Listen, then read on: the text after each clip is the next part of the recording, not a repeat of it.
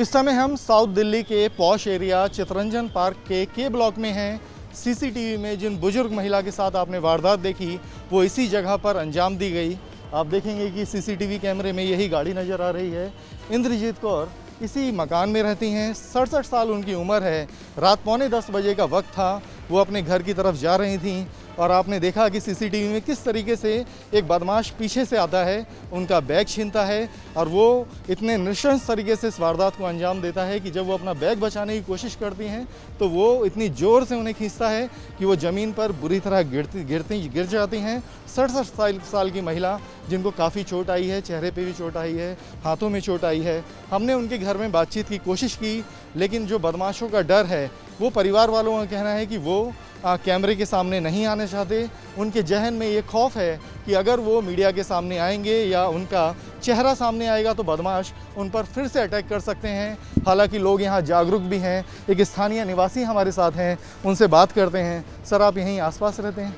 सामने ही रहता हूँ, 2nd फ्लोर के ऊपर। क्या नाम है आपका? मेरा आलोक बेसवाल नाम है। आलोक जी, सीआर पार्क पॉश एरिया में गिना जाता है। इंसिडेंट सीसीटीवी में जो नज़र आया बेहद डराने वाला है।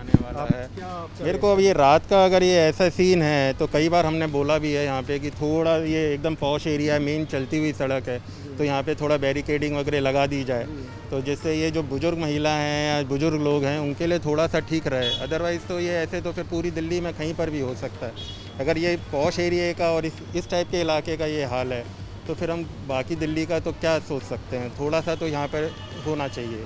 सोसाइटी में क्या गार्ड नहीं है? बैरिकेडिंग हम देख रहे हैं कि लगी हुई है, लेकिन कोई क्या पुलिस रात में तैनात होती है? कोई पेट्रोलिंग कैसी है? कभी कभार होती है, लेकिन अभी हो सकता है कोविड के चक्कर में उनकी पेट्रोलिंग कम हो गई हो।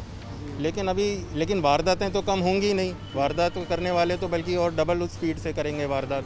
तो ये तो पूरा है ही है कि भाई आपको पेट्रोलिंग का थोड़ा सा ख्याल रखना पड़ेगा। रात को थोड़ा सा ज़्यादा पेट्रोलिंग करनी पड़ेगी और जो बुजुर्ग दंपति जो रहते हैं उनके लिए थोड़ा सा ख्यालात में रखना पड़ेगा इस चीज़ों को। क्या नाम है आपका?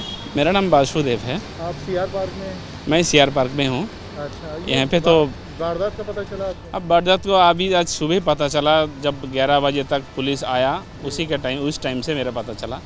जो एक बुजुर्ग के साथ यही से हुआ, मैं भी हैरान हूँ जो ऐसे ही हुआ।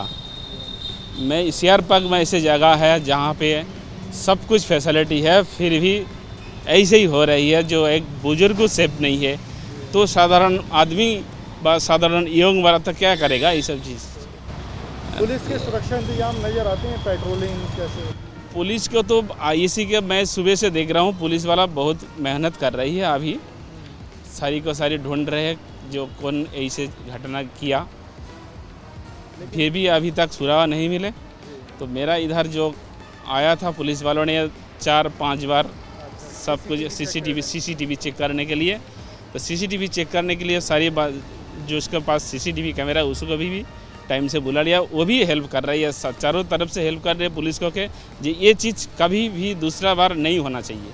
लोगों का कहना है कि अतिरिक्त चौकसी की ज़रूरत है। ये स्थिति तब है, हम आपको दिखाते हैं कि ये जो के ब्लॉक का एंट्री पॉइंट है और बिल्कुल बाहर निकलते ही ये रिंग रोड है।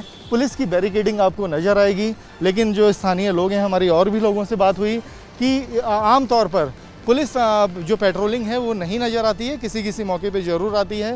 हालांकि कोविड का समय चल रहा था, पुलिस बहुत सारी चीज़ों में इंगेज थी, लेकिन अब जैसे ही लॉकडाउन खुला है फिर क्रिमिनल एक्टिविटी बढ़ गई हैं। इस तरीके से जो सनेचर रॉबर्स हैं वो कॉलोनियों में घुस के वारदात को अंजाम दे रहे हैं, उन बुजुर्ग की जान पर बनाई। और ये स्थिति दिल्ली पुलिस के लिए इसलिए चिंताजनक है कि इस समय दिल्ली में नए कमिश्नर बालाजी श्रीवास्तव आ चुके हैं और दिल्ली में इससे पहले भी जितने कमिश्नर आए सबकी जो प्राथमिकता थी वो रॉबरी और स्नैचिंग पर लगाम लगाना थी।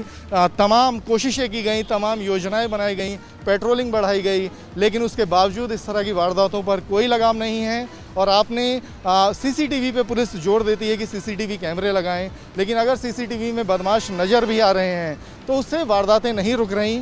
हालांकि चितरंजन पार्क थाने की पुलिस और डीसीपी साउथ का कहना है कि इस वारदात को सॉल्व करने के लिए, आरोपी की गिरफ्तारी के लिए कई पुलिस टीम बनाई गई हैं। आसपास के अन्य सीसीटीवी कैमरों को भी खंगाला जा रहा है कि किसी तरीके से उस क्रिमिनल की पहचान हो सके और उसको गिरफ्तार किया जाए।